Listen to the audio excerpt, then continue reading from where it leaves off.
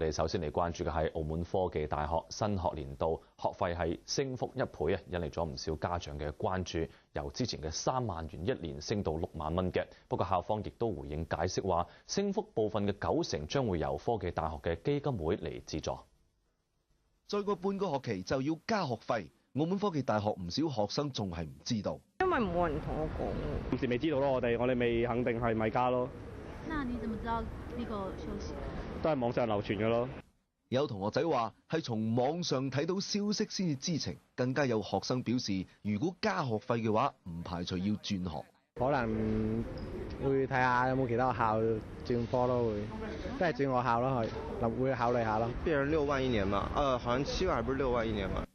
澳門科技大學最近突然間發出通告，表示喺2013學年度將調整學費，4年制嘅學士課程唔包含中醫、生物、藝術設計等科目，漲幅高達1倍，從3萬蚊漲到6萬蚊。3萬就是我們澳門本地學生，我們從2000年成立的時候已經是3萬，一直到現在12年都沒有做任何的調整，成本是不斷的每年都上升的。從我們現在教學成本來講，我們已經是大概要6萬多一個學生。除咗本地生、外地新生嘅學費，亦都一齊由5萬幾蚊調升到6萬蚊港紙。校方強調，科大基金會將會資助部分學費，以本科學制4年嚟計，調整之後嘅新學費係6萬蚊。科大基金會會資助27,200蚊，等於本地嘅學生要多交2800蚊，升幅大概係9.33%。而呢筆款項已經向科大基金會申報。像我們這科大基金會嘛，科技大學的基金會來報的嘛。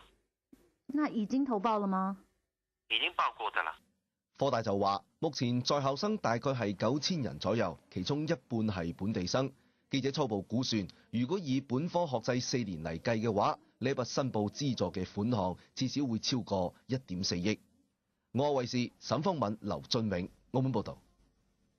科大加價1倍嘅學費，雖然解釋話大部分嘅升幅部分90%都由科大基金會嚟資助，不過亦都有議員就質疑呢一種做法就無疑等於係全民埋單。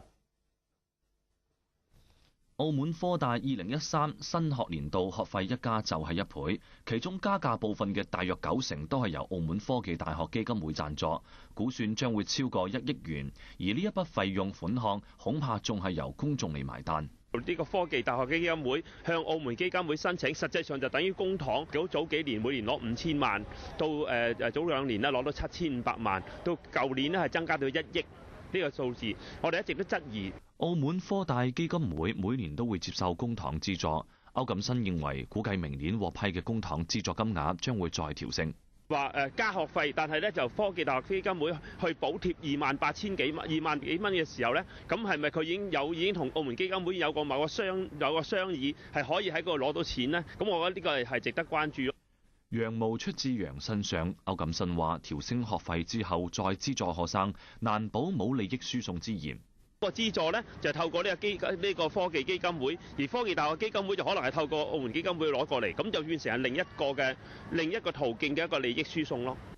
儘管科大強調已經12年冇升過學費，但歐錦新認為高教辦仍然需要介入了解。下午出席基錦30活動嘅澳門高教辦主任蘇朝輝表示，科大升學費依照行政法規，唔需要再向高教辦申報。高教辦亦都啱啱得到通知，正在了解中。